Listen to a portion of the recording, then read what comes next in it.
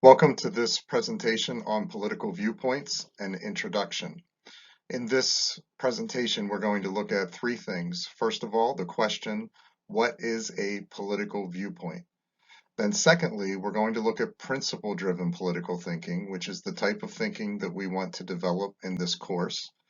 And then thirdly, we're going to look at some common mistakes in political thinking, and there are four of those: issue-driven political thinking, party-driven political thinking, media-driven political thinking, and misidentifying with a political viewpoint. So what is a political viewpoint? First of all, it's important to recognize that people living in society naturally come into conflict with each other. People are different from each other. We have differing interests, different needs, different values, a whole bunch of other factors that cause us to come into conflict with other people. And a lot of times those conflicts become very passionate and very significant. Politics is the means of resolving social conflicts. It's the way we come together as people to try to resolve the conflicts that exist among us. A political viewpoint is the set of principles that guide a person's thinking about how social conflicts should be resolved. So that's a very important place to get to, is to understand that the political viewpoint that we hold is the set of principles that guide our thinking about how we want social conflicts to be resolved. So this is a political cartoon from early part of American history in which it depicts our Congress coming together to solve a very, very intense issue.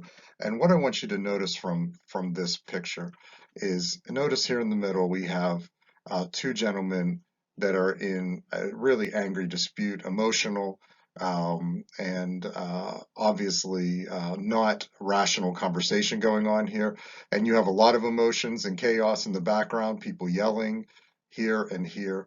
You also have a bunch of people that have become kind of disinterested. They're looking on and thinking, what can be done here? And then in the background, you have these two folks trying to conduct business in some sort of civilized manner.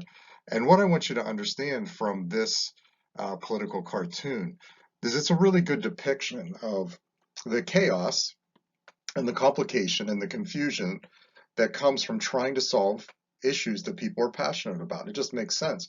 We should expect there to be complications and difficulties when we try to resolve issues between people that are emotional. And also, when you get more people involved, it's going to become even more complicated. So resolving social conflicts, we should not be surprised that that's a complicated matter. So an important way to overcome the confusion and the passion that exists in political conversation is to develop what we call principle-driven political thinking. And that starts with identifying our guiding principles. To understand what you really believe about politics, about resolving social conflicts, you really have to answer two foundational questions. The first is, what is your view of human nature, of people? And the second is, what's your view of the proper role of government in resolving social conflicts? So what do you think about people? Do you have a negative view of people? Do you have a positive view of people? Can people be trusted to solve their problems, or do they need help? What do you think about government? What should it do? What should it not do? Is government a good thing? Is it a bad thing? Is it a necessary evil? The answers to these questions really help us to start to understand what our guiding principles are. So there have been six political viewpoints in American history that have been very influential, and they have all developed their own view of human nature, of people. And you notice the classical liberals believe that people are influenced by their environment, that it's the environment around us that sort of determines human behavior. And you'll notice that modern liberals, democratic socialists, and socialists all kind of, to one degree or another, hold to this idea of environment being very important in human behavior. Conservatives, you'll notice, look at this a little differently. They believe people are inherently flawed, and no matter what environment you put them in, there's going to be flaws. People are flawed. The institutions they create are naturally going to be flawed. So, very different idea here about human nature. Libertarians kind of go along with conservatism with a little bit of a twist. Libertarians argue that people are naturally self-interest, and when they act in their self-interest, sometimes there's a good result and sometimes a bad result, but nevertheless, people are basically self-interested. So you get these two kind of ideas. One is that human nature is really based in the environment that you put humans in. And the other is that human nature and the way people act kind of comes from within themselves. It's very important in trying to figure out how you develop your principles, what your guiding principles are, to come to terms with where you're at on this question. The six political viewpoints also have their own view on the role of government. Classical liberals say government's there to secure people's rights. Conservatives say government exists to maintain order, and that makes some sense, doesn't it? Because if you believe people are flawed, you need a government to maintain order. Libertarians say it's there to protect our freedom. Modern liberals say it's to provide equal opportunity. Democratic socialists say it's to remove unjust disparities in wealth, and socialists argue it's to establish equality of condition. That's what government does. Notice as you get to the bottom three, government is becoming much more active in our lives. The six viewpoints also have some main guiding principles. Classical liberals say that kind of the center of their thinking is the idea that each person has natural rights. Conservatives argue that the guiding principle of conservatism is transcendent morality, that people, because they're flawed, need a something beyond them to kind of guide their thinking and their behavior. Libertarians say it's freedom. Modern liberals say it's a combination of freedom and equality. Democratic socialists say it's a combination of freedom, equality, and fraternity. Socialists just argue that it's really all about equality. So the question for us is to start to determine what is our guiding principle? What do we think about the role of government? What do we think about people? And what is our guiding principle or guiding principles that flow out of that thinking? So once we answer those two questions and start thinking, then we can develop sound political thinking. And that, again, begins with establishing guiding principles, forming a political viewpoint, then developing positions on issues, and then finally joining a political party or not, if there's not a political party out there that you feel is connected into the guiding principles that you hold. So mistake number one, as far as keeping us from developing this principle-driven political thinking, is what we call issue-driven political thinking. People view societal issues through the lens of their own experience, interest, and emotion. And as a result of that, people become very passionate and very biased about various issues. And a lot of times we don't think very clearly about issues because we're looking at them through our own personal lens. And so what happens is we start to develop what we call issue-driven political thinking. And that is we develop a position on an issue. We then look for a party that holds that same position, or maybe a political viewpoint that holds that same position. And then in the end, we think about principles, or sometimes we never think about principles. Examples of this kind of thinking are people that oppose abortion, but support capital punishment. And the question is, what's the principle that underlies those two somewhat contradictory positions? Another is those that oppose welfare, but support stimulus checks in times of economic downturn. And question is, what's the principle? Do you believe government should never provide resources to people? People should provide their own resources. If so, you should be against both of these things. If you believe government should provide help to people, you probably should be for both of these things. So mistake number one, issue-driven political thinking. Mistake number two is party-driven political thinking. A political party is a group of persons organized to acquire, exercise, and maintain political power. That's really important to understand. Their objective is to gain power and to keep it. And as such, political parties have no incentive to provide accurate information to voters or anybody. They're there to tell you, here's what's good about our party, here's what we've done well, and here's why our ideas are the best, and here's what's wrong with the other party. They are not an objective source of information. They're not even attempting to be an objective source of information.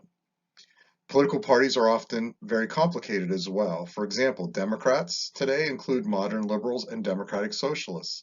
Republicans include conservatives and libertarians. So if you're looking to a political party to understand your political viewpoint, you might end up being confused because there are discussions going on within the political party about what political viewpoint and principles really matter. So party-driven political thinking starts with party affiliation, and then we develop positions on issues and or political viewpoints, and then lastly work to guiding principles, and sometimes again never, and notice it's simply backwards. A really good example of why party-driven political thinking doesn't work very well is the issue of political implication of path to citizenship for illegal immigrants.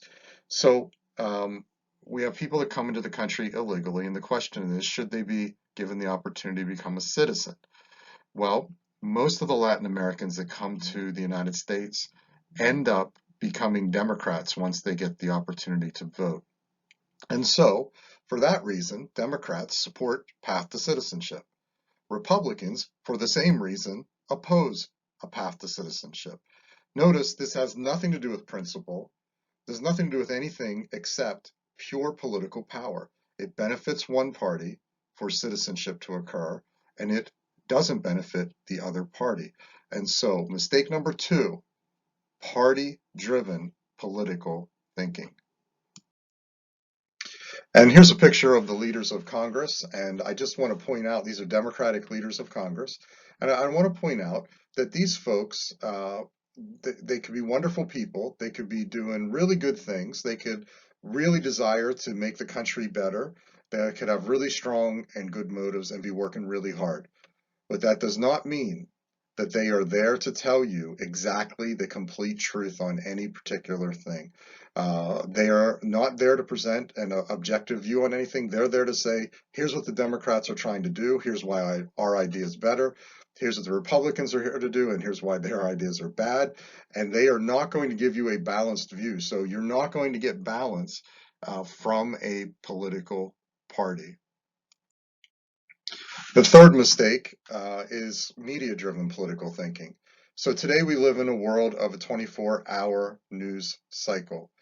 And as a result of that, and there's so much opportunity for people to be entertained and informed, there are now these political entertainers that are all over the radio and all over television.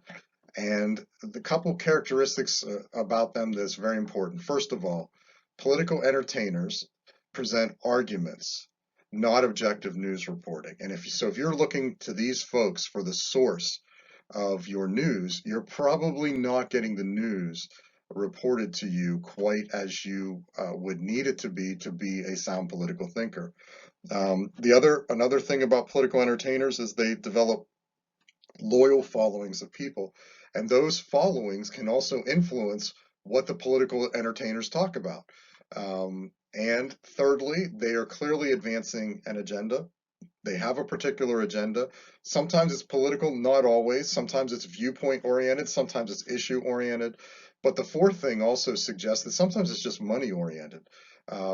Political entertainers make a lot of money talking to people every day about things they want to hear somebody tell them or someone talk to them about.